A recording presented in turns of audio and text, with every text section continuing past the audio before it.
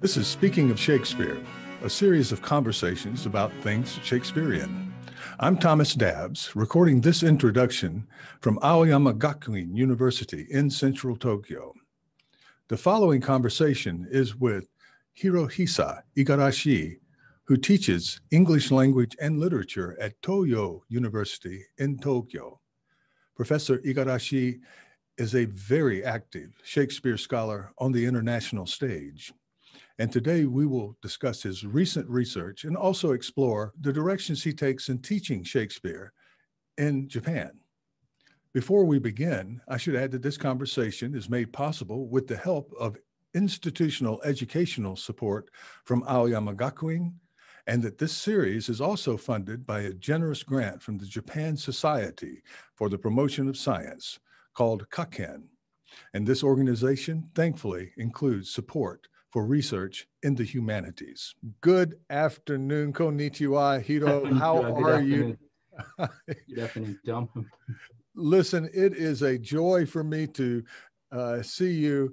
And I say this to all the people I interview because we have been restricted from seeing each other face to face. And I normally get to see you at the Shakespeare Society of Japan conference and maybe another conference. And it's an annual event for us to see each other at Shakespeare conference, and I know, and we couldn't have it this past year. And so I is happy to see you, and it's also happy for me to see you in my afternoon and your afternoon at the same time. We're in the same time zone.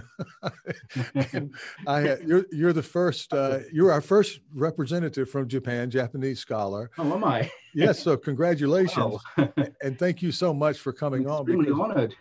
Yeah, I want to interview more, but this helps to overcome some of the shyness of some of our colleagues who are extremely good, but maybe a little bit hesitant about doing this type of format. It's all new, but so I've had to do this early in the morning for Americans and later in the evening for people in Europe, UK, two speakers, and so it's good to have someone in at my own time, and that's just wonderful. Now, what I want to do before we start, I'm going to ask you about your career and background, but I want to point out to our readers that you have a new translation, a book out. It is the translation of Peter Blaney's work on the Shakespeare book, but it's new in Japan. Yes, I'm happy. It's new in Japan. Translation is finally published in Japanese. A very wonderful accomplishment to make sure that Blaney's name and his work is distributed in the Japanese language for people who may not run across it. It is not the easiest publication to find. And I got mine when I was studying, doing research at the Folger, and you have a beautiful picture of the Folger Library on the cover here. It's very beautifully done. Yes, actually, the picture, as you know, is professionally taken by the photographers of the library when Dr. Peter Blaney was still there. And I got the special kind permission from the Folger Library to use that particular picture. Is he at Toronto now? Is that right? I think so. Yeah. Yes. Yes, I feel like he's always with us because we typically communicate with each other on the emails nowadays. Yeah. Yes, he seems to be living in Toronto. Among Shakespeareans, even in Japan, his name is very famous, but I don't think a lot of students or a lot of larger audiences involved in Shakespeare studies and Shakespeare production in Japan, they do not know him very well. This sort of area of study is not known very much in Japan, and I think in the English-speaking world as well.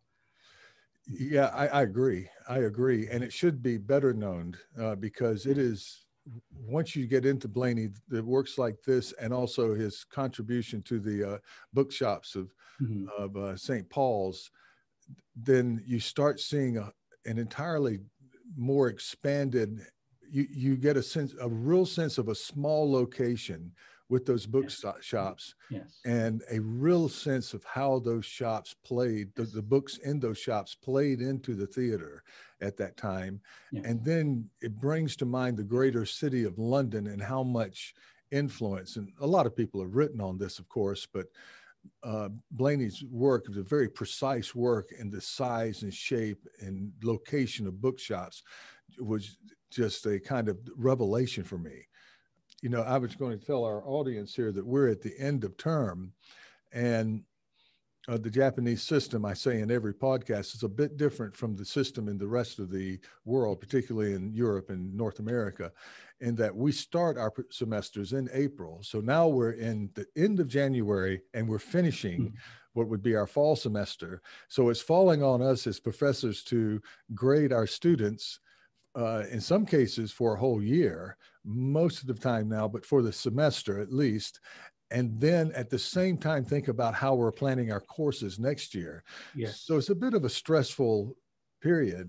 Yeah, it's a very stressful period in Japan. Also, we need to deal with entrance exams, especially when we are working for private universities. We have lots and lots of channels whereby we take a prospective candidate. Well, I put in your introduction to this conversation that you are a professor at Toyo University, Yes. and not that far away from where I teach. I think Yes. that campus, and I came over and you had invited Sarah Olive to speak. And that's when I first met Sarah. And I thank you so much for bringing her into Japan. And of course, she has interest in the multinationalism, but also East Asia and specifically Japan. Yes. And that was a wonderful talk. And it was that was a wonderful occasion. And actually, it was not quite often that Toyo University decides to invite foreign scholars, but because, as you know, Toyo University was selected as one of the super global universities by the Ministry of Education. We started putting emphasis on like internationalizing all these areas of studies as more than before. All of a sudden. So we're going to be having more opportunities like that in the future, I hope. Japan is such a welcoming country for foreign scholars who come in and speak that it's a shame that we don't do more of it. Yes. Because once we get them here and get them settled, it's a little difficult. Maybe there's a bit of a culture shock. Yes. But you and I and several of our colleagues can make sure that they have speaking engagements, and it's good for them, their exposure, and it's a wonderful. If everyone has done this, it's just talked about how wonderful it is and how graciously they have been received by their Japanese sponsors, and we do need to do more of this. Our students. Yes. Need more of this. And I think Sarah is a wonderful sort of ambassador because she speaks about education, and she's younger. She can connect with her students, I think, very, very well as other scholars I've invited. And it brings, it gives the students a very good influence as well, because from the students' perspective, having a lesson by a foreign professors entirely in English. Students tend to be very shy in Japan, and they don't know what is going on in English-speaking classes. But after having the first-hand experience by having such a talented professor as Sarah, their how do you say, the psychological filter certainly lowered, and they became increasingly receptive to what is going on in Shakespeare studies abroad, and so on and so forth. They now feel much more comfortable than before after having a professor from away, from abroad. Yes, and I wish we could continue to do that. Well, I think that there seems to be a push on in our university. And you know, Aoyama University is luckier than us because they have you as a permanent professor working and teaching Shakespeare. And whereas our department at Hakusan, we do not have a English-speaking expert on. I don't think any other field of English literature has the native speaker of English teaching there. Yeah, well, you're an English speaker. I use about 30% English in my class, but because we are so comfortable talking to each other in Japanese, so I naturally switch to Japanese and just speak on and on. toward the end of the class. It's very difficult to keep on speaking English to each other while we know that we could communicate in Japanese with each other more comfortably. Yeah. Well, Something, if you run into trouble with the English, understanding the English, you can default to Japanese, which I've gotten better at over the years as my Japanese has improved, but not nearly as good as, of course, a native speaker of Japanese. So that's a great benefit for students. And you sent me, in fact, your syllabus, and I'm very interested because I just finished mine. Thank you. You know, I just finished writing that yesterday, and yeah, well, very recently, me too. Yeah. And we're at that point, that juncture of the year where we're faced with some of the failures of our students. Yes. There are always some students. Many of my students have done very, very well this year, but a few didn't make it. And I always feel partially like it's my failure. So then when you're planning the next year, you try to plan for a better class. And it's a little stressful that way because you're up against failure, and then you have to summon the hope for the next year and try to put some new ideas in. And I see that you've done this. And I wanted to ask you really what the greatest challenge it is specifically teaching Shakespeare to Japanese students. What's the biggest challenge? The biggest challenge, and once we start teaching, that is when we meet each other in class in April, the beginning of April, where our semester starts. You know, I tend to enjoy teaching, and I think students start enjoying learning Shakespeare, so there's no problem. But the biggest problem, I think, is that Shakespeare as a subject, or Shakespeare as a figure, is getting more and more marginalized in our institution. And English literature in general is getting marginalized in our institutional system.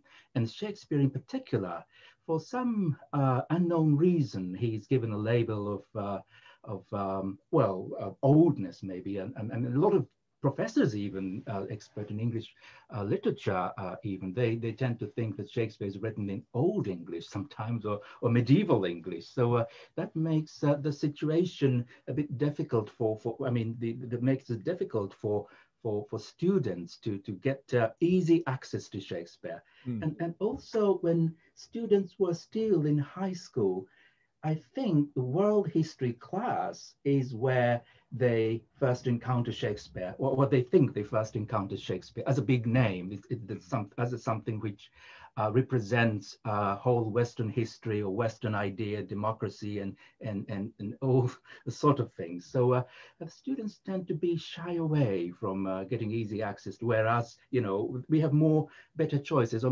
more apparently easier choices than Shakespeare when, you know, they come to actually choosing between classes. You see, we have Kazuo Ishiguro, we have pop culture classes, we have like what have you. And Shakespeare is placed as one of them. It's very difficult to drag the attention of students. Being a Shakespeare professor doesn't mean that one is exclusively Shakespearean in the institution. Like, one is also expected to teach general language courses. I even teach TOEIC, if your audience is familiar with that. We teach all sorts of English as a global language. So I'm sort of using the opportunity of teaching these courses to get the interest of students, you see, and drag the attention to just invite them to learn Shakespeare more with me. So that's my strategy. Well, I do encourage them, if they're having trouble with the English, we slow up and go line by line into English, and I try to explicate it in English, but they're also very welcome to use Japanese translations to help them along. And my greatest challenge in doing it that way is humor. In some ways, Hamlet is easier than Much Ado About Nothing.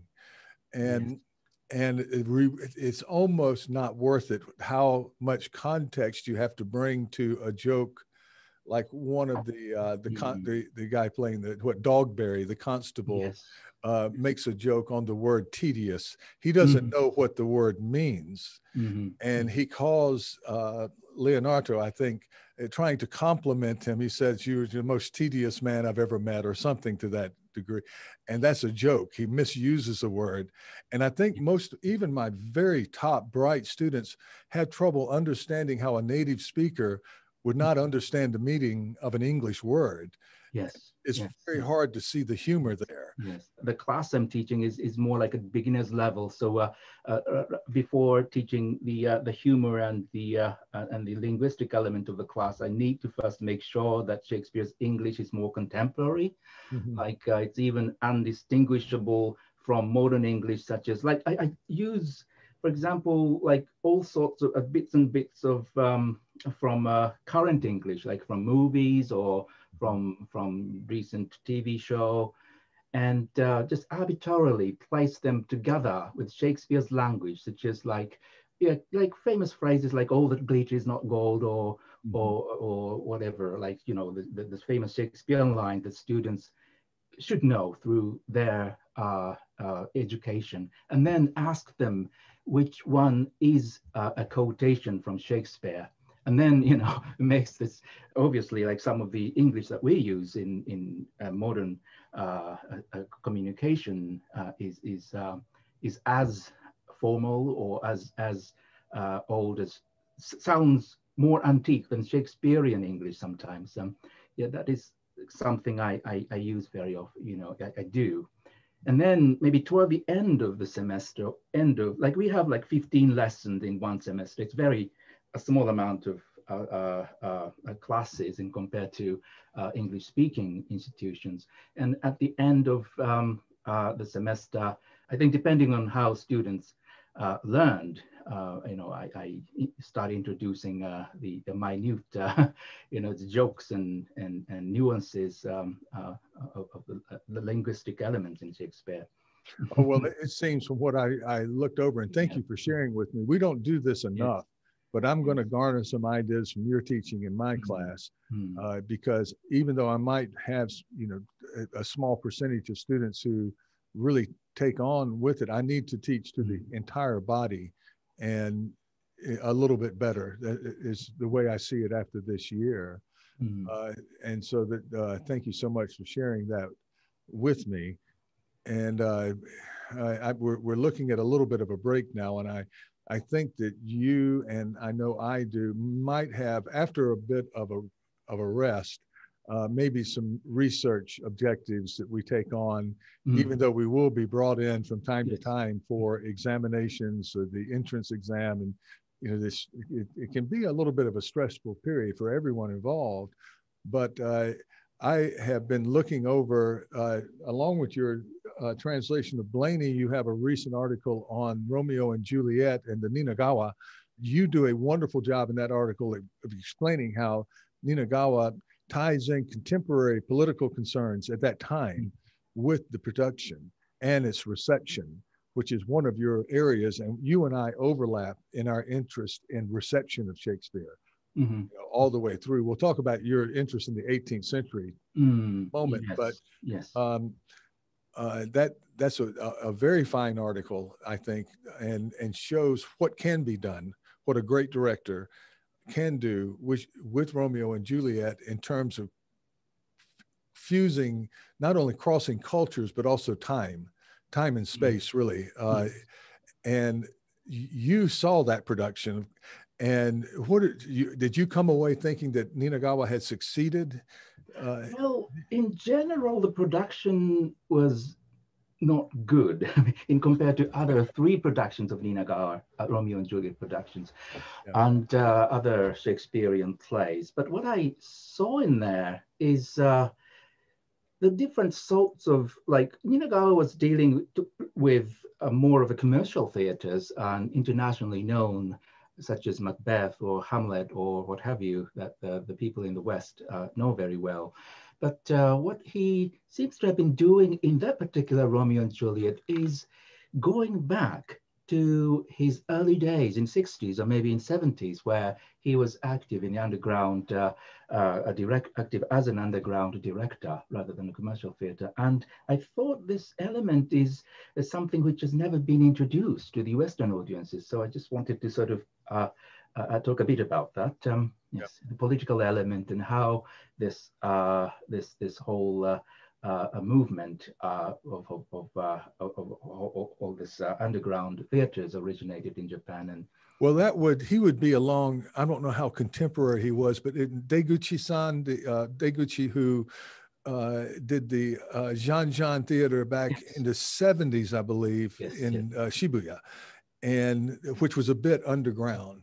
Yeah, were you in Japan when these plays were started? No, we were in Hiroshima, maybe. I came to Japan in '94, so I would have missed most of this. I've just learned about it through my students, really, and then looking at it. There isn't nearly enough out there readily available on these underground theaters as they came from. Of course, the 60s and 70s, there was a kind of radical, there was a radical movement in Japan, and very famously at the University of Tokyo in the 60s. And there was a countercultural movement that was very, very strong, just like it might have been in San Francisco or in London at that same time. And some wonderful creative efforts beyond Shakespeare came from that.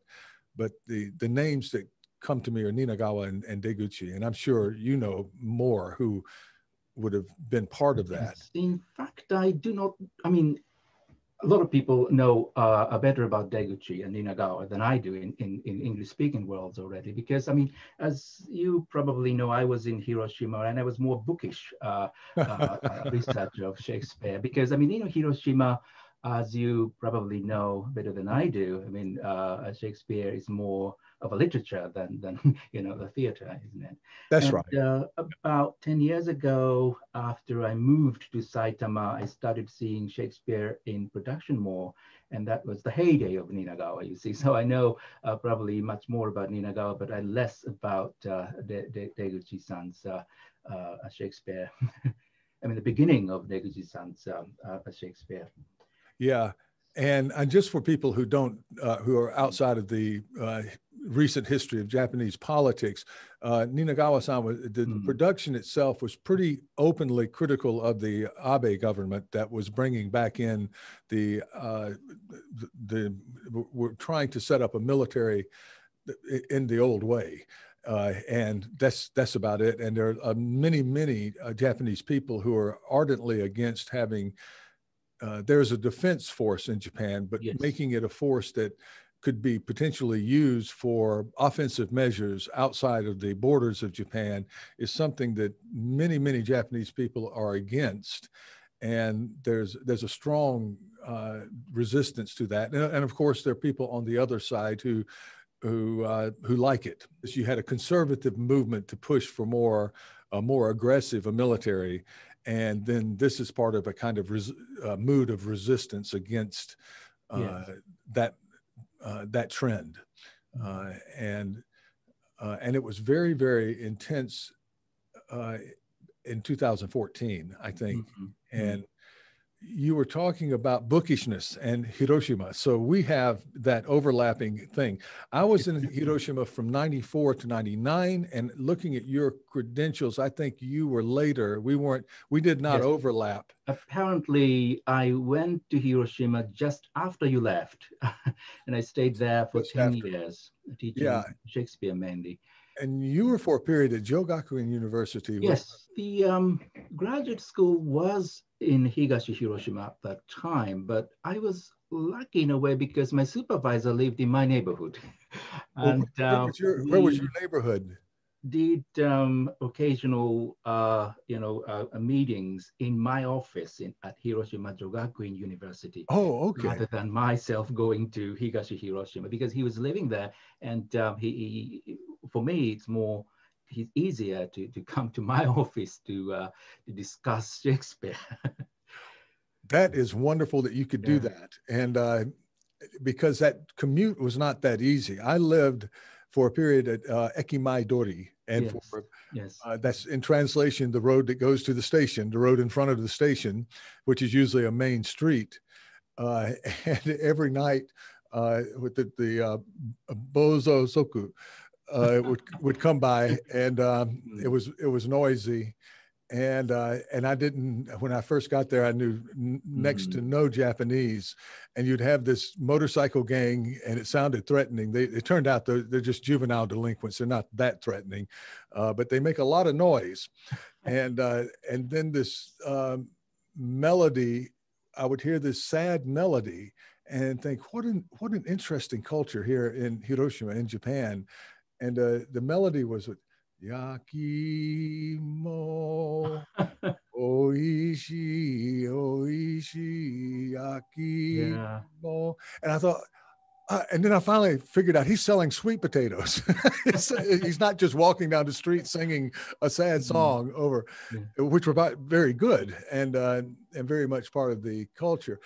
But we moved to Saijo, which is the same as Higashi Hiroshima. Yes. And managed to get Ikenya, a house in the country that was brand new, had been built for the son of a man who wanted his son and daughter-in-law to live close by, and he was that son was transferred to Tokyo. So it cost next to nothing to live in this beautiful sort of Totoro style area and still be only 5 minutes from the university. Those are wonderful years. 3 years we lived there. You were in Bungakubu, which is the Department of Culture. Yes, I was going to the Bungakubu of the Hiroshima University. Bungakubu would be humanities. And yes. Hiroshima University would be a very, very fine place to study. It's an elite university in Japan. Yes. And there's some very, very fine people there. And I think it's considered maybe in the area of education, one of the strongest universities in all of Japan. And of course, in humanities. I was in Sogo Kagakubu, integrated arts and sciences, and they loaded us up with, as you were talking, with English classes. So we did get a Senmon or specialty class, and there were some really fine people in that department when I was there. You were at Ritsumenkan for your undergraduate, another very, very fine university. And is that where is your home? My home? Yes. In Saitama at the moment, but I kept moving. I mean, until I was 18, until I was at high school, I was in Fukushima. Yes. Close to here. And you were up north for a period, I think, if I'm reading, didn't you go? Yes, after I did my first degree at Ritsumeikan in Kyoto, I went up to Hokkaido, where I stayed about, well, I think I was 5 years, yes. Yeah. So you're trans, you have this trans-Japanese experience from the north to to Kyoto to Hiroshima. The only reason I left Kyoto is because I did not have an air conditioner working in my apartment. And that's a reason. Could get, I mean, if you have been to Kyoto, the summer there without air conditioner is just a torture. It's hectic and it's murderous. And I saw the ad of Hokkaido University Graduate School before the faculty office, and I was fascinated. I just went up north in summer to take the exam, and there you go. And that's the only reason. And I wanted to be more like relaxed and free. I was pretty much interested in Shakespeare already at the end of my undergraduate days, but I knew that to going to study Shakespeare at graduate school is no good in a kind of set environment. And Hokkaido University did not seem to have a expert on Shakespeare, so I thought that I could study freely. You came through the Japanese school system, so by the time you went to college, you knew that you were going to be in the School of Humanities in Bungakubu. But when did you figure out that you were headed into that direction rather than a STEM subject or science and technology? Because I'd say the majority of men go into those areas, probably because they feel an obligation. Or... Yeah, up until when I was a third grade in Ritsumeikan, I was more interested in Pacific Rim studies, Pacific Rim region studies. In those days, this was a big subject there, political sciences, international relations, and so forth. Although I was in the English department, I studied Shakespeare. I studied Shakespeare in a very classic way. I never I got interested in that. But I was trying to be away from the English department, so I decided to go to Canada. I mean, there was a good exchange program at Ritsumeikan with a University of British Columbia in Vancouver. So I joined that program and tried to be away from Shakespeare and English literature to look for something more interesting. Mm-hmm. But I peeped into one English class there, which was Shakespeare. In Japanese school, they tend to enlarge what is difficult in Shakespeare to, I don't know if you were exposed to that situation, but in 90s and 80s, Shakespeare study was taught by prestigious professors.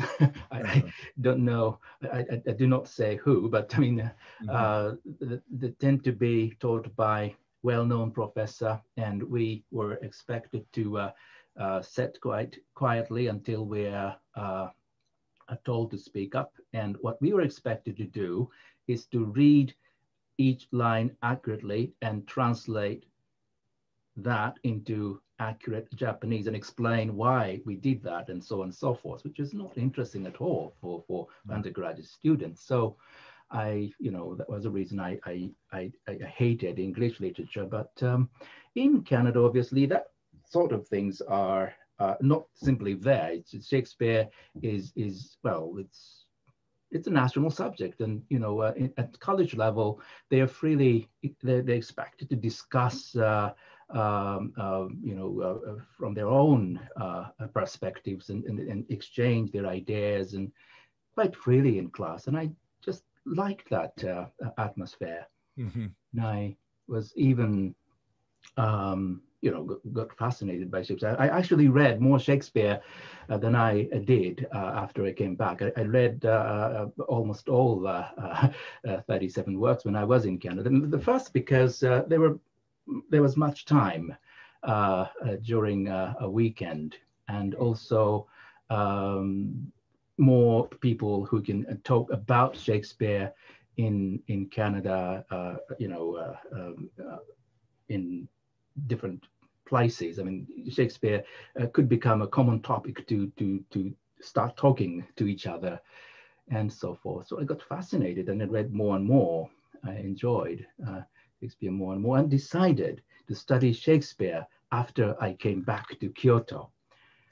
So I just knocked on the door of a young professor who was then studying, Professor Noguchi, the gentleman who translated 18th century Shakespeare with me later on. I mean, he was very young and fascinating in those days. And I just knocked on his door and asked him to get me into his seminar to study Shakespeare. And he said, yes, you're welcome.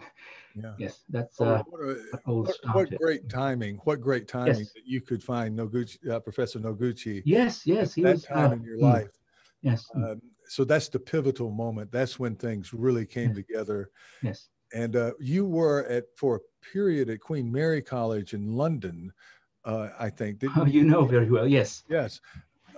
And so you studied also in London. So quite a lot of international experience, Victoria and London, and then Vancouver. Vancouver. Yes, and also Victoria later on. I took 1 year sabbatical and studied. That's where I'm getting Victoria from. I was 2007, just before I left Hiroshima. Yes. Yes, I spent my last sabbatical from that university, and yes, that was Victoria University in BC. Yes. How was London? How was that experience? Yeah, it's short. It's just 1 year and a little bit. until I finished my MA. Actually, Yeah. I wanted to stay longer, but we got married and everything. So the situation necessitated me to come back to Japan afterwards. So I only stayed there for MA, and that's it. But busy time. Yes, I wished I had been in London before, and maybe as an undergraduate student or as a PhD student, so that I could have more freedom exploring the city.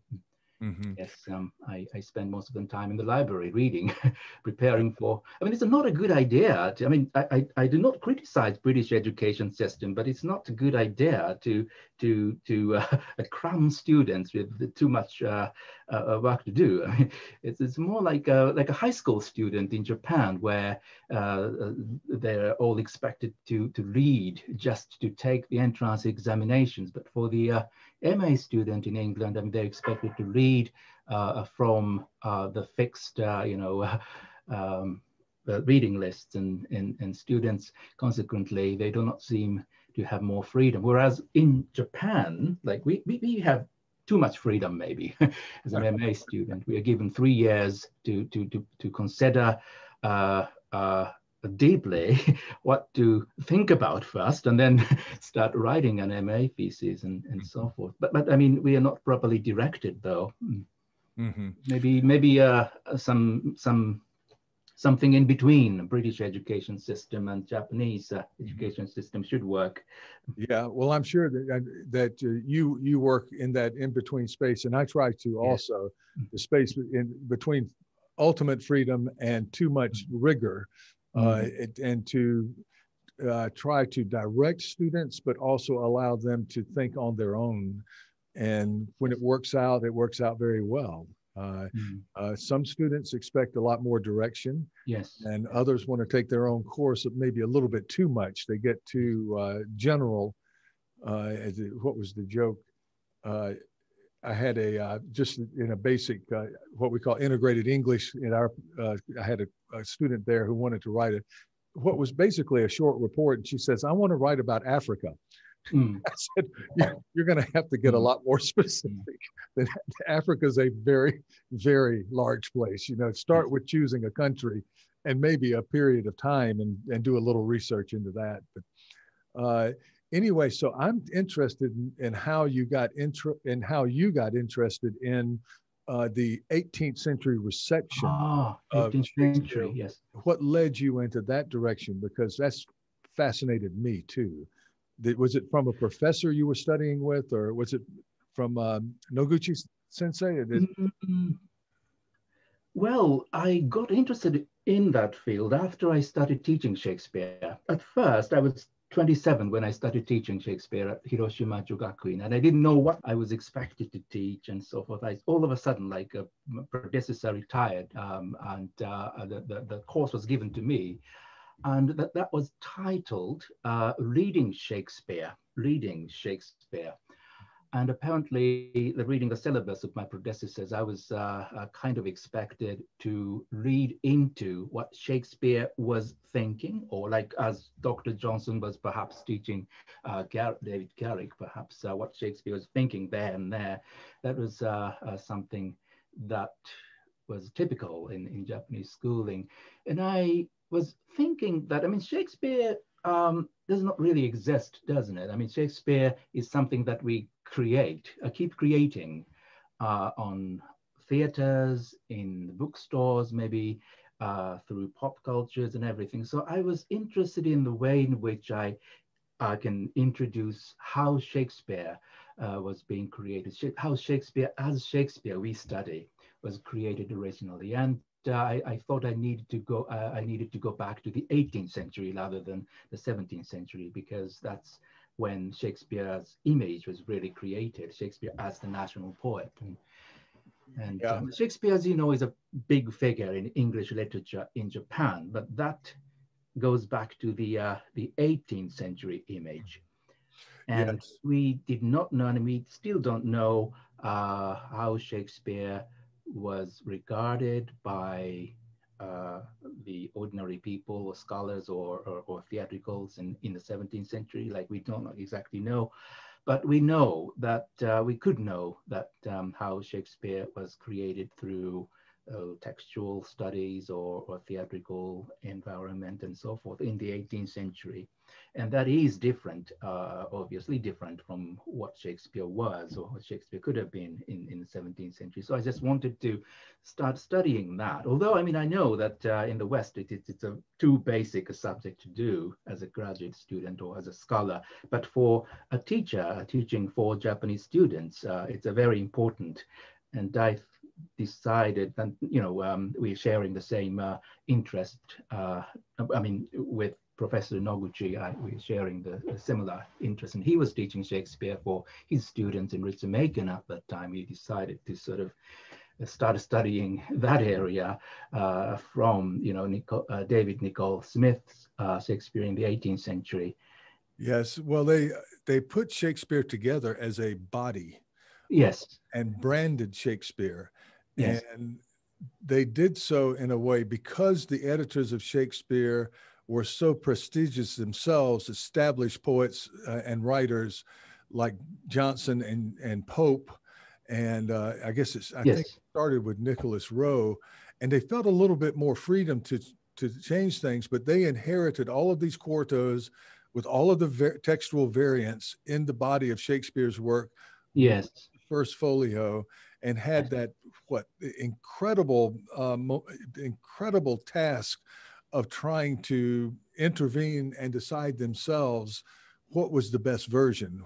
Yes, and at the same time, Jacob Thompson, the bookseller, was trying to sell Shakespeare, trying to make money out of Shakespeare, right? And and pushing I don't know what exactly the Alexander Pope was thinking, but he was obviously trying to improve Shakespeare's language. And he was on the belief that 18th century English is much better than 17th century and sophisticated English and so forth.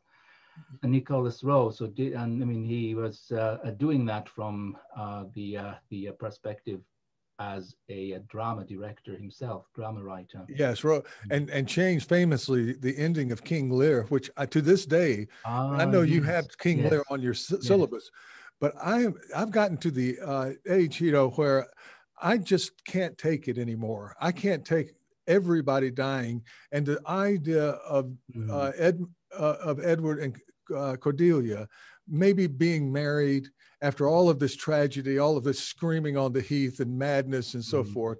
I'm sorry, Edgar. And to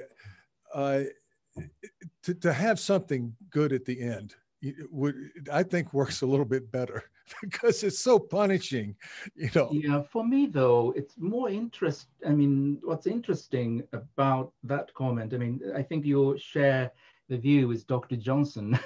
But I don't know why, like Western people tend to think that the death of Cordelia is intolerable. As a Japanese, we're not religious, we just take what it is as it's partly comical. I wouldn't say it's a travesty, but we do not read any Christian meaning or anything in there, and particularly. Yeah. I don't know. I think you're right. And I think that maybe it's that, I don't know, I grew up in post-World War America, and I didn't suffer some of the things that people throughout history have routinely suffered, the devastation of wars, of bad economies, of disease and so forth. And people are just tougher in some cases because they've experienced in their own lives these kinds of great tragedies. So, but it's an exhausting play to see in performance. It really challenges you. Although I think from a poetic standpoint, and I think you probably agree because it's on your syllabus, in terms of poetry and its literary value, if you had to pick one play and nothing outside, I think it would be Lear. The poetry there is just unforgettable and outstanding, and the nature. And I think that's another thing that attracts maybe the Japanese traditional mind, because of the connection traditionally between Japanese culture, the nature that comes into Japanese culture, and the relationship with nature. Might be something that someone born and raised in Japan might relate to very quickly. Right. Yeah. Yes. Yeah, actually, I will be reading King Lear after 25 years now. The first text I taught when I was 27 was King Lear with enormous difficulty. So I was kind of trying to be away from the text, but I chose the text because of the world situation rather than my strong interest in King Lear. But I gave it a challenge again, and I'm going to ask students how they feel about the ending of King Lear, especially in comparison with Tate's happy ending version, and etc. I'm kind of looking forward to having students' comments on that. My sensitivity is weakened after living for a long time. You see, I'm looking forward to hearing students' comment. Yeah, and I also am interested in having views from the students in the West regarding the ending of Lear, though. I could talk about Lear for hours, Yeah. really. But you're also interested in law in Shakespeare, as am I. I started studying, and I'm supposed to be into that subject by now. But rather than law specifically, I'm more interested in legal situation after King James came to England. Mm-hmm. That's when Lear was written, and Measure for Measure was written. Is I'm kind of interested in situation of the changes regarding the consciousness of the common people or the intellectual regarding this legal issues. Yes. Well, Martin Ingram was invited a couple of Mm. years ago, maybe 3 or 4 years ago, to the Shakespeare Society, and he has recently Yes, yes. published a book. And I was trying to write an article that I never finished, and I remember asking him about law, and he knows everything because he studies the Yes, way, of course, sex. He's interested in yes, sex, and yes, and that takes marriage, you and straight to yes. women and how the law was so forceful Mhm. against women Mhm. and how it Mhm. worked. Uh, Yes. and of course, Shakespeare famously didn't think much of lawyers, uh, Mm. and of course, Hamlet. I've read an article fairly recently about the legal elements of Hamlet in terms of estate and inheritance and Mm. all of the various things. And I never realized how much law was in Mm. Hamlet. And it certainly suggests that Shakespeare knew quite a lot Mm. about Mm. that. Mm. And of course, the London theaters are right there, and there's some productions right there with the Inns of Court, and where lawyers were trained. And so I guess that would be an attraction. This takes us to bibliography. We talked a little bit about bibliography.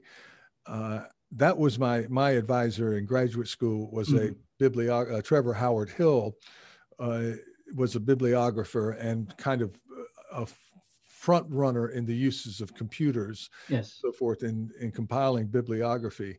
And I think one of maybe his great accomplishment was the British bibliography of bibliographies. I wasn't quite into bibliography that deeply, Mm. but it shifted my thinking. Uh, and I remember he taught a class when there are 8 of us here. He says, I have 8 problems, and I'm doing too much right now, but I have 8 problems. If you research this problem and you work with it, you will publish on it. Mm. And everybody did. Everybody, because no one had seen this. He was so deeply into Mm. not just Shakespeare, but all of the printed books of that period. But it was, in his case, very rigorous study. It's quite difficult, isn't it, as a person who is quite away from the central core of the discussion to delve into that area of studies. I Talks about, am yeah. quite interesting how books were made and how books have been descended to us and et cetera, et cetera. I mean, I'm also interested in hardcore issue bibliography from the perspective of Shakespeare as being appropriated through the culture of publication. I mean, in my mind, it's always connected with Shakespeare coming from the bookshop and Shakespeare on theater, and Shakespeare cannot live without being appropriated to various forms. So the making of a book is one thing, while creating theater is another. Shakespeare is somewhere in between. So my interest is in the bibliography is because of that the reason. It's a fascinating history when you back away from the many titles a little bit and see the flow of the publishing industry and how that drove text. And I think I'm right in saying in the 18th century, they still would try to get subscribers in advance for a lot of these fine editions that were fairly expensive. And then gradually towards the end of the 18th century, and certainly by the beginning of the 19th century, paper became cheaper. The Industrial Revolution had hit, and you could get these mass editions coming out, just churning out. And they found that Shakespeare by that time sold because the public, there was a larger reading public out there, better education. And when you look at the Nicholas Rose edition, you can see that its octavo volume is fairly small compared to like a folio of Shakespeare that was, the predecessor of that edition. And we can see that how Jacob Tonson, the bookseller, was trying to, appeal to wider audiences, and how you can see how, ever increasing numbers of people buying the book and learn Shakespeare through, I'm speaking off the top of my head. I mean, that's where ideas start. We may revise them later, and I may see something and I go, I wish I'd added that when I was talking to Hiro. I wish I had not said this, but this is how we think. I mean, and we have been not able to have these conversations where we can walk away and refine our thoughts. Do you look into Japanese bibliography, Shakespearean bibliography at all, say from the Meiji period? Not professionally, but I'm interested in how the image of Shakespeare has changed, not through bibliography, but as a whole, through Shakespeare's image. In Meiji, he was called Sao rather than Shakespeare, which means Master Shakespeare, isn't it? And rather than just simple Shakespeare. Shakespeare was a great figure. I mean, O implies that this poet is a great figure, but we just simply call him Shakespeare, or more casually nowadays. And Shakespeare wasn't he a more like a literature rather than Shakespeare as a theatrical figure? I think if you followed Shakespeare through the 18th, 19th century, depending on how large the middle class is in various areas, it's primarily, at first it's primarily England, London, then it jumps to Germany pretty quickly and becomes international. Of course, with the migration, Shakespeare, Milton, the Bible, probably those three books. But the big leap from being basically a kind of popular figure was when Shakespeare began to be taught at first in night schools, almost like a Senmon school in Japan, for people who were from backgrounds where they couldn't learn Greek and Latin and go to Oxford or Cambridge. And it was felt, Matthew Arnold felt very strongly that Shakespeare would teach them enough about their cultural beginnings and be enough to cultivate these people who were poor. But it made its way into American universities. And according to my research, the University of Tokyo, which means Japanese universities, before making it into Oxford and Cambridge. It was considered a little bit beneath the powers that were at Oxford and Cambridge, whereas the Americans at Harvard started teaching and at University of Tokyo. And I think that's when the academic image or the class, the idea of a kind of smug, higher class Shakespeare really took hold, because universities at that time, and specifically those universities, were places for young men from the right families. They weren't extraordinarily democratic institutions. So they sort of, I think, gave Shakespeare that type of image of the upper classes.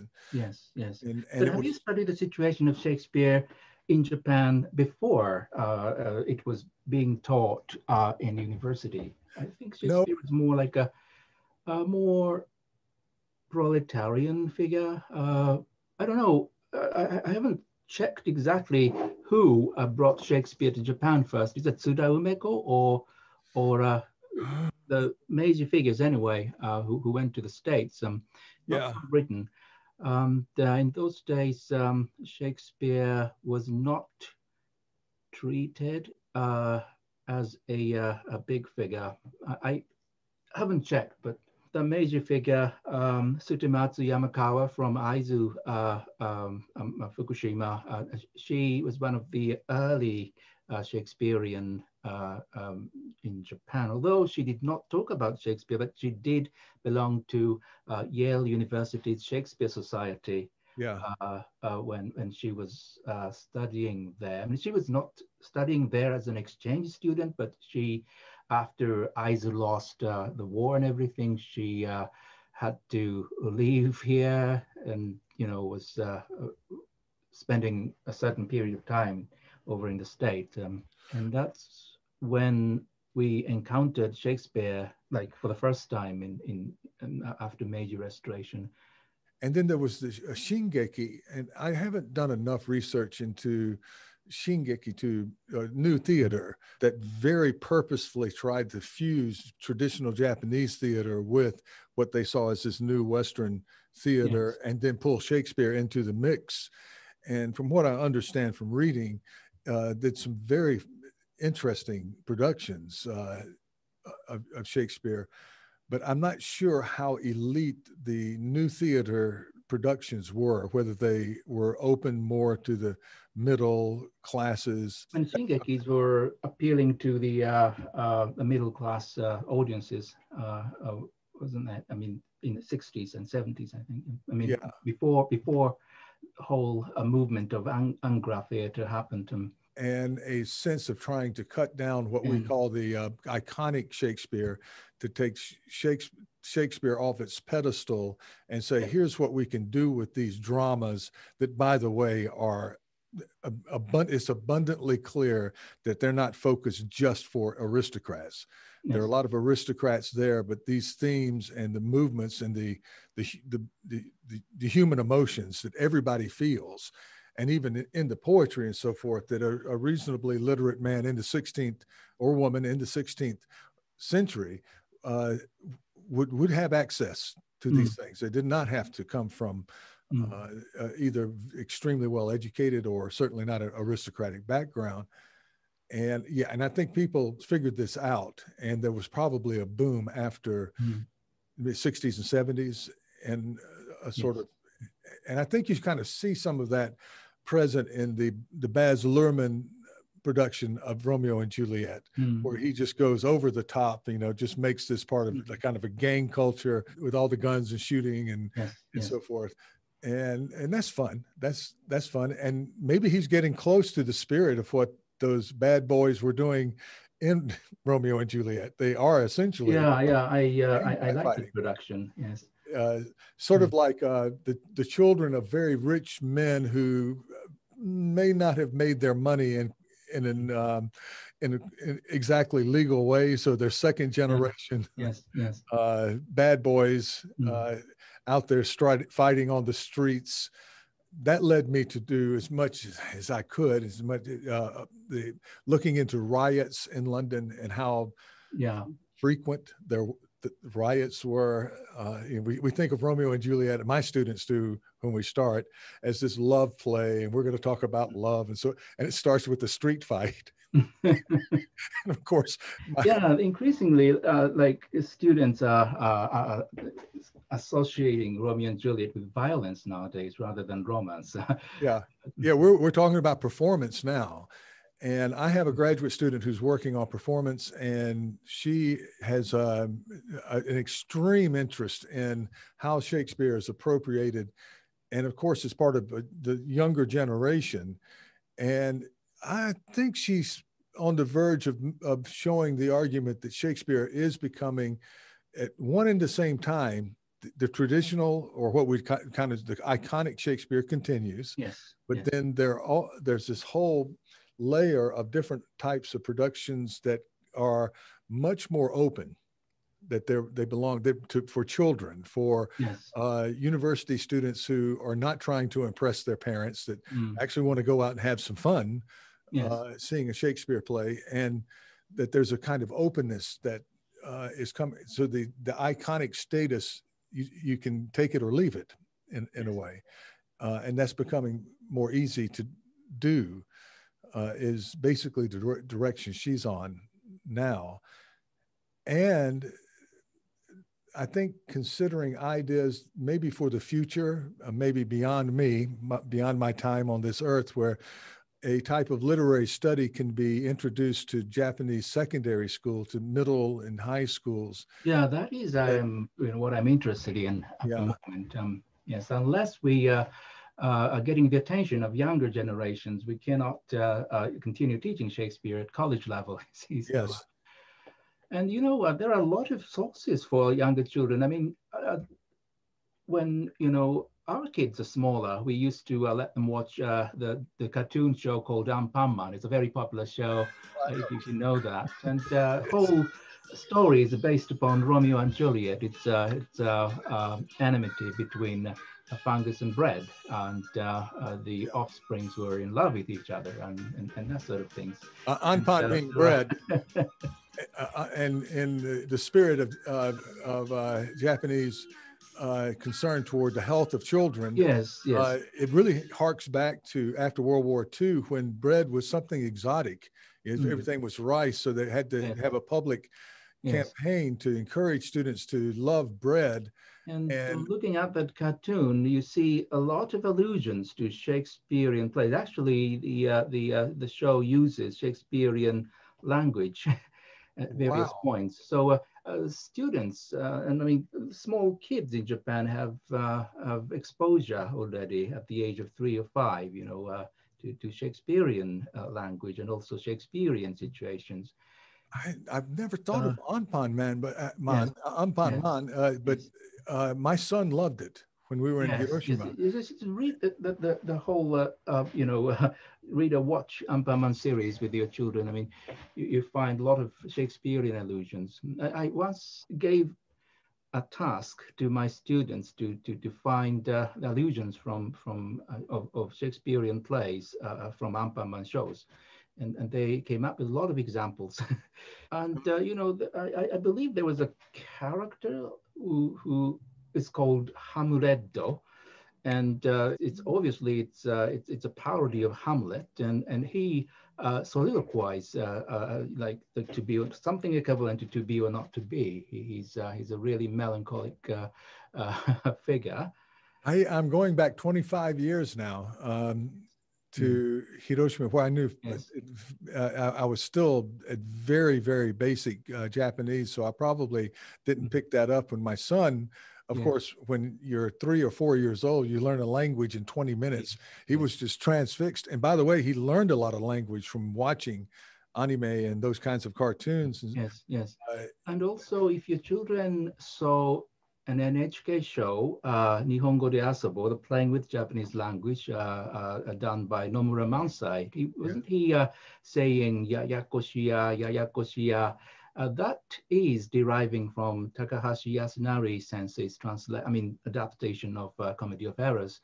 So the language is not exact translation of Shakespearean word, but if one learned Japanese through that NHK show, it means that the Japanese people are learning even our language through Shakespeare. Well, I'm working on an article now with my student and Matsuyama Sensei. Matsuyama Sensei is very yes, he knows a lot about anime. Anime and Shakespearean moments in anime. That's right. The Blast of Tempest, I think, is how it translates. And she knows all of these things. I have no idea. We're working with the idea for a short article on Asobi Gokuro, which would be playfulness. But it's a very, very difficult to explain in English exactly how that Asobi that you brought up is very much so it just threaded through Japanese creative arts, and using that as a theme. And I think we should look at the wordplay games that you just talked about, that my daughter actually would play endlessly with her Japanese friends, where you say a word and the last syllable of the word has to be the first syllable of the next word. So, you know, and they would just go on and on and on. Yeah, yeah. And how wonderful that was for her vocabulary building in Japanese, and getting what we call a functional vocabulary, making it part of how you speak rather than words you understand, words that you use. And there's so many wonderful educational tools, particularly in early childhood education in Japan. It's just outstanding. I think just, yes.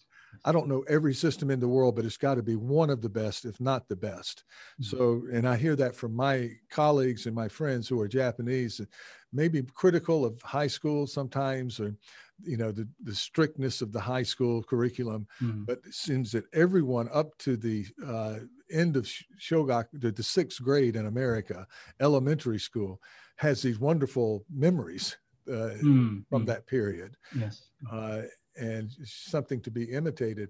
But yeah, getting back to Shakespeare, though, when you start looking, you see these hints, and I think it's something that would be good for particularly Japanese scholars and young scholars to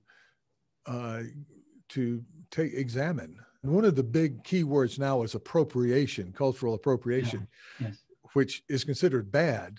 But other scholars are saying, no, just because it's appropriated. I mean, how do you do anything in drama without appropriating something? You know? And so it's an interesting theoretical area too.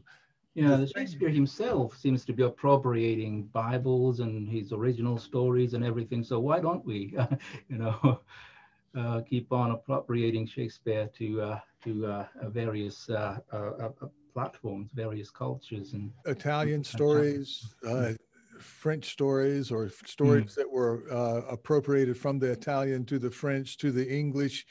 I mean, they were doing this long before Shakespeare was being imported to Japan.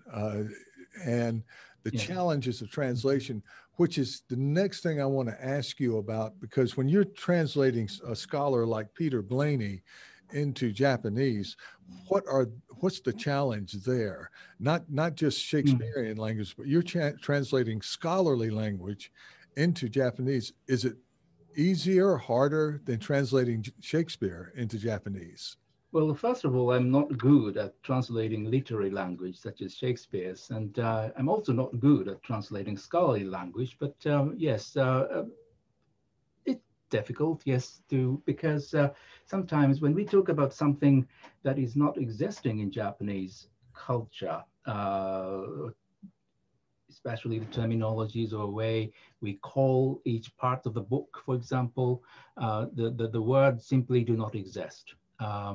And even if they exist, it's difficult to, I mean, it's not common. So we have to sort of change the ways of expressing each scholarly language to intelligible words and phrases. So it's a difficult part, I think. But I think most of the colleagues I've had were talking about Tomiyama Sensei, who translated, I think, Derrida into Japanese. And of course, I can't think of anything more difficult than a French post-structuralist theorist trying to translate that person into any language. But then there's I think a wider gap when we get into character-driven languages like Japanese or Chinese, and so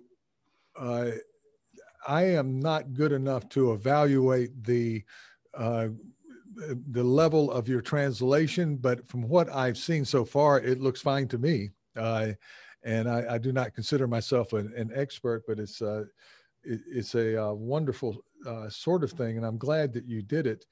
That brings up the question in terms of the theater. Do you think there should be more of a movement to produce Shakespeare in English on the stage in Japan, or can you just not succeed unless you use the native tongue?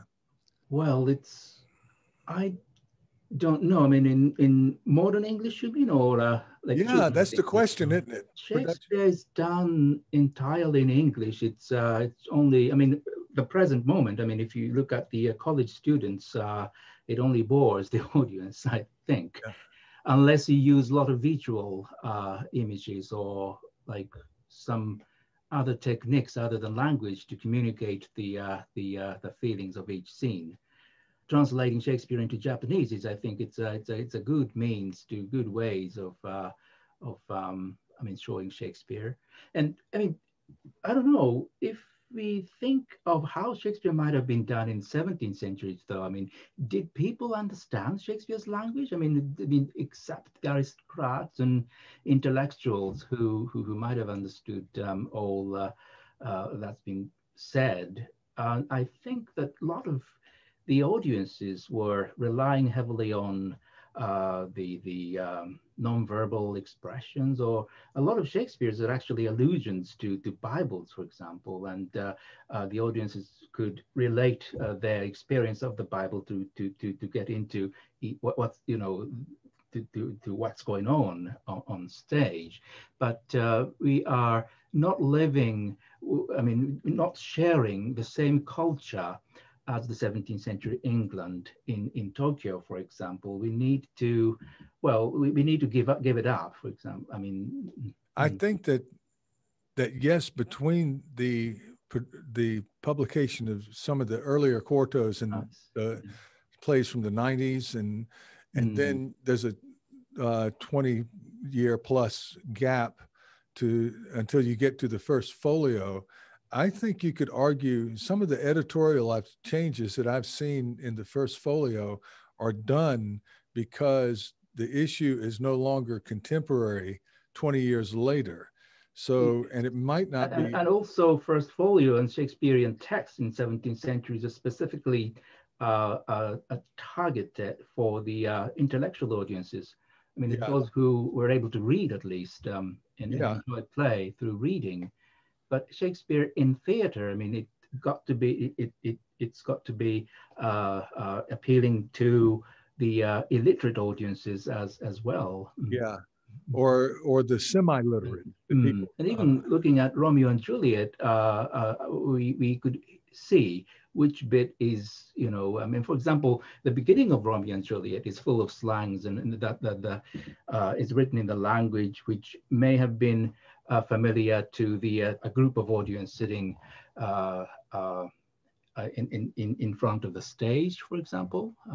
Whereas when Prince Aeschylus came to start speaking a verse for the first time in the play, you know, the audiences in the groundling could perhaps understood the whole feelings of what's being said, but may not been able to follow what is actually spoken by that high language.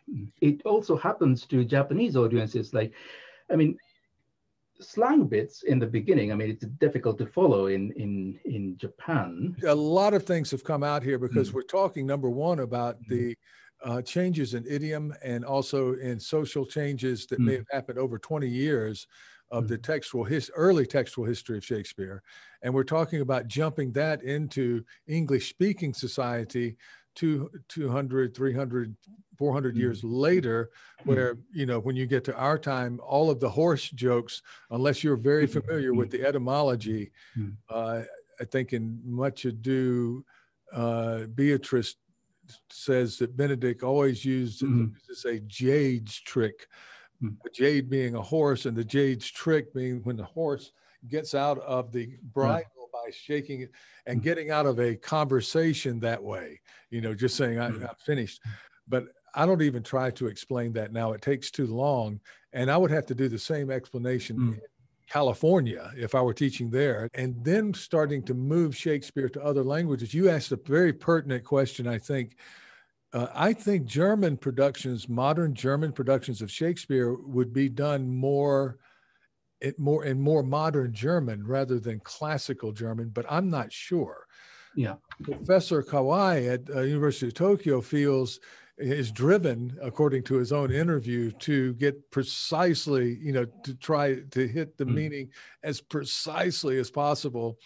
And I think collected all of these translations just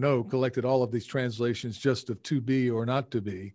And in another one of these conversations, I forget who I was talking to, I think Alexa Jobin, but we're talking about how many attempts in a language that has no to be verb. And then Professor Kawai himself also puts forward his translation, which to my sensibility seems very good.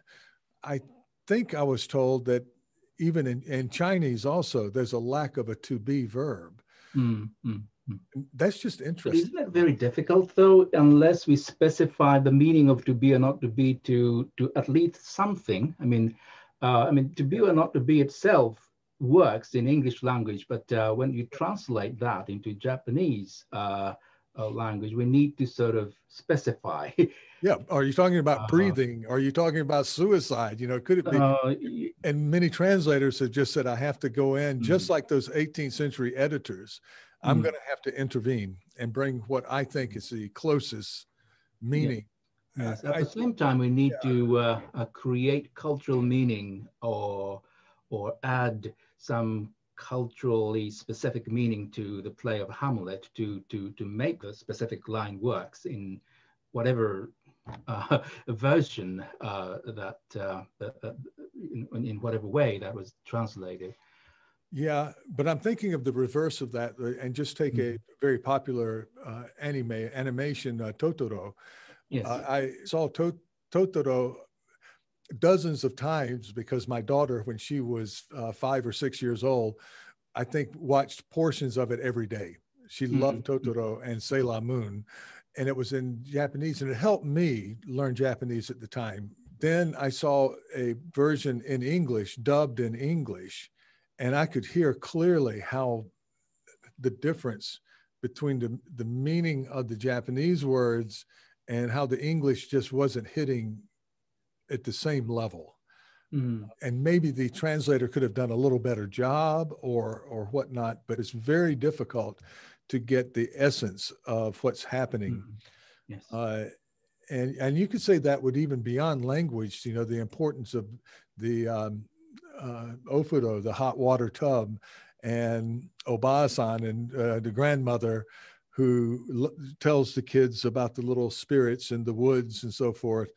And this movie being designed for a culture that had felt a separation from their homes, because so many people at that time, back in the 80s, had moved from country to city.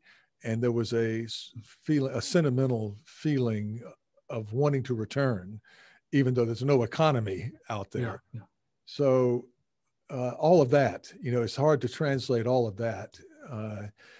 And yet Totoro still remains. My students don't know who Bob Dylan is, but they know who Totoro. It keeps on going. So he hit enough universal themes, kind of like Shakespeare did. So if we don't get exactly the jokes between the courtiers at the beginning, or the many jokes, we get the general impression of the fact that these young people are fighting for no reason, what Aeschylus calls the airy word born out of just air.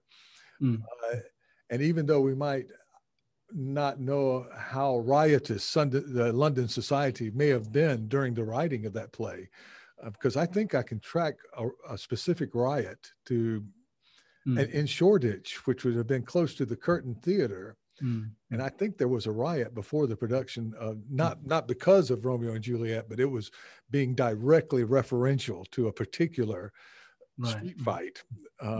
But I'm not sure yet. It's work in progress. All right. So tell me what you are planning to do in the future as a scholar. What's next on your list of things? Well, I have two things in mind. The first project would be concerning Shakespeare and the law in the Jacobean period. I mean, the change of legal situation after King James, how it affected Shakespearean plays. And that is something I should be working on the next few years. And another I would say the lighter topic than that would be, because I mean, we know very little about how Shakespeare was created through printing and book trading in the 17th century. I want to sort of study the specific printers and how they, and I mean, it might be impossible, but I try to discover why the specific play was chosen to be printed, and why, and you know, what sort of ideas were behind the publication of each play. To King Lear to begin with. Yes. Why Nathaniel Butter chose to print the King Lear. That was his first publication, Shakespearean publication, and also he gave it a very curious title, the Master Shakespeare's King Lear. Before, you know, 1597, Shakespeare's name was not on the front page of the Koto. But for some reason, it started appearing in front of the book, which means could signify that Shakespeare's name was saleable. And Nathaniel Butter printed prominently on the top with Master, with M added. And well, I want to sort of uncover why this happened and why King Lear was chosen by this particular printers and so forth. So I'm going to write a story of each individuals involved in making of Shakespeare. That's something, the second topic I should be working on. Yeah, that's fascinating. And I think the focus on Lear. These two topics are for mainly Japanese audiences, though. And as a international scholar, I want to keep writing something that is going on in Japan, like Ninagawa Shakespeare, or his influences to younger generation and so forth in English. I think that's my job to keep, you know, publicizing about that to the world. So I look to both sides from now on. Yes, we were talking about Sarah Ollie before. I did the interview with Alexa Joven. She's someone I'd like to get. Yeah, she seems to have published a very interesting book on Shakespeare in East Asia. I want to have you read that, or? I have not. It's just out. It's just out, I think. Looking forward to reading it. Yeah, me too. Me too. And also, there's a recent book by Adele Lee, whom I've not met, but it has to do with Shakespeare in Japan and China. And she picked some very large and very uniquely different cultures, but there's some very, very interesting research in that. When I started studying Shakespeare, I never dreamt of, you know, talking something about Shakespeare to the international audiences. I thought that I was going to teach Shakespeare to the Japanese students, you see, as a means of, you know, introducing Western culture to the domestic audiences. But the things have changed over the 30 years, and I never thought that I was going to be introducing something about Japanese Shakespeare to the worldwide audiences. That's the history. That's the major area of bringing in the West to make Japan part of the international community by importing and understanding the cultures around them. And I think even in my career, the professors who were older than me, that's basically all they felt they needed to do. But now, because I guess of Japan's prominence, you know, economic and cultural prominence in the world, it attracts scholars who want to pull something back from Japan into their own cultures. So, and also from the students' perspective, Shakespeare is no longer something that they study by way of studying about Western culture, but they need Shakespeare as a platform of communication, isn't it? I mean, like, because we share the Shakespeare, we are able to share Shakespeare worldwide. I mean, to know about Shakespeare means that they could communicate with others. Shakespeare is no longer an icon of Western literature, but it's already a vehicle of communication with others. So from the students, they need to learn Shakespeare anyway. And as a teacher, we need to change our ways of introducing Shakespeare to students. It's still something we struggle with every year. How can we get better? And we're just been at that time of year where how do I make my class next year better? I teach Shakespeare for the literature students, but on the other hand, I'm fully in charge of food science students, and I'm organizing English language section of the department. So I'm always trying to connect my Shakespearean background to the education of English language and also food sciences. Yeah. In fact, years ago, is Professor Ida at Hiroshima University was in our faculty, and he was quickly befriended me and became kind of senpai, and a little bit, he was more advanced. But he told me more than once, he goes, if you can write the book on Shakespeare and food, that will be a very popular book in Japan. And I never did because I didn't have the resources at that time to research it. And then some people started doing research in that area, probably far better than I could, because it's very difficult to gather from Shakespearean text and then cross-reference what the diets were and so forth. But probably you can assume not very nutritious.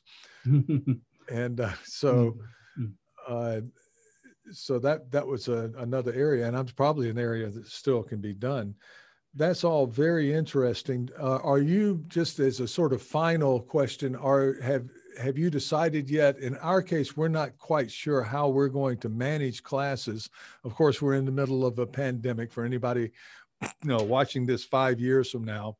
Presently, I try not to think about that. I have been on sabbatical this year. So, oh, lucky you! Lucky you! And okay. I will gradually start thinking about how I teach using this network. And I don't know the situation after April, but it's going to be a mixture of online classes and also physical face-to-face meeting in the classroom. We're struggling with some key words more than we are the actual mechanics. And I wish we would start looking more toward the mechanics of what high flex means, or what the hybrid classroom will actually mean. And like, how do you set up your computer and the technology? But that's created, more stress and a stressful time, because we just became accustomed to teaching online. And now they want us to pivot. And this is all across the world. All of this is happening. Everybody's been struck by this. In our university administration, they have really very conscientiously, in their best, everybody's best interest in mind, have tried to set up policies and this and that. And it's just extremely hard for them, and it's extremely hard for teachers, and nobody really knows. And here we are almost a year into it, and we're still in this not knowing, so in the best case scenario, we'll be okay after not so long. I try to be optimistic in that. And also, because I study Shakespeare, I tend to be flexible. Shakespeare can be appropriated in any forms, our classes could be. This is my room in my house. You're at home. You're at home now. Yes. Yeah. I would have to organize one room specifically for that purpose. That's right. Well, we live, and we live with people. I have my wife, and she likes to, we're not in a very big place. She likes to walk around and do whatever she does during the day. And I have taught from home when it seemed like it was getting very bad. And I didn't want to, but almost all the way through, except for a lockdown period, we've been able to come into our office. And I find it to be very safe, because they're not bunches of students on campus, and my colleagues are either here or there. There are not a lot of us around. So I've tried to direct as much teaching from right here, where I have my books, where I have all of my records and stuff.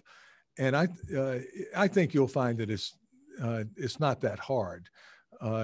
I think the hardest part last year is that we were so much in the dark about where things were going. We had, there's a lot of committee work. We're just like everyone else. We have committee works, we have reports, and we have to, and all of that had to be done online. And we had to set up some policies for how we do things. I hosted a couple of lectures, and before we did that, our committee had to write a policy about how to do that and whether or not we were going to do it. And that was a lot of work. And of course, we unlike a lot of other cultures, we set the entrance exam. And if you were on sabbatical, you were freed that obligation last year, right? Yes, I was. Yes. Isn't that wonderful? I was on sabbatical last year. Yeah, but I was supposed to be in Oxford by now and studying for the whole period, but I had to give it up. And I'm so sorry. For Japanese professors to have another sabbatical, we need to spend maybe another 10 years or so. So yeah. I'm a bit disappointed. That's sad. In a small office and always saying, after Richard II, I'm studying how I may compare the prison where I live to the world. And I was always soliloquizing this particular line to myself.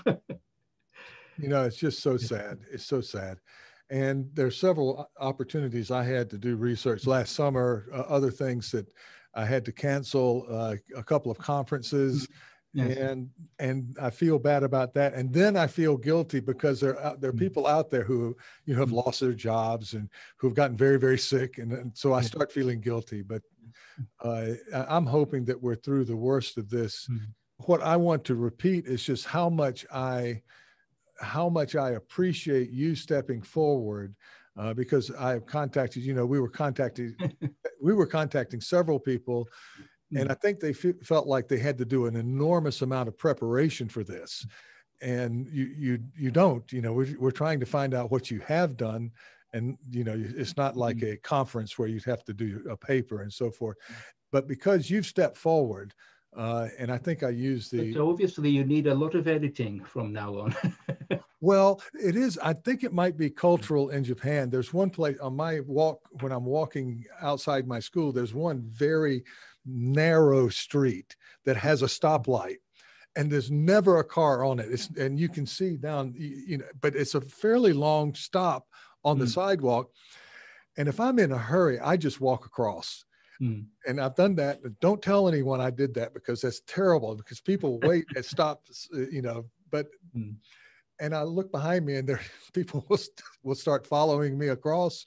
So if we have some leadership here with you, we might get some other people to walk, across what might not be they may sense is dangerous, but which isn't dangerous at all. And so it's just very happy, because I can't do this series without participation from my colleagues here in Tokyo and in Japan. It just wouldn't make sense. That's just what you were talking about earlier. I'm very sure that a lot of other Japanese professors can make better contributions than I do. Oh, you're being humble. No, absolutely. I had no idea until I started looking more closely at your work, how much we overlapped in our interest in Shakespeare, and in terms of the reception, 18th century, and the bibliography and and even the performances and so forth. And it's just been a joy really talking to you with you today about these things. And I'm hoping that that this might continue in some way, that we can continue either doing it like this or get together for a little conference to discuss. Yeah, we can perhaps cooperate in our classes maybe, or we exchange our ideas. Well, I'd be delighted. We can physically visit each other, because we are teaching at very close institutions. We are, and if you are able in this kind of format, we can invite you to teach our students something about anything. I would love to speak to your students on whatever topics that they might be interested in. We'll see which class it is, and coordinate time schedules and so forth. But my seminar class, in particular, my seminar class, or maybe graduate class, if you're free at the same hour, that would be very easy to set up, and I'm going to teach for maybe 2 or 3 weeks to get comfortable with the students and so forth. Yes. But yes. early in the next spring term, if we can, if you will agree, we can have you come in and give us a talk, and it can be really anything. Yeah, I'd love we'll to talk do that. about anything if you're willing. Yes, I'd love to do that, and I also love to invite you over to my class to do the same. I would be delighted. I hope that we can come physically, face to face. But if not, we can do it this way. Yes. We're able to, now that we have our policy in place, we can.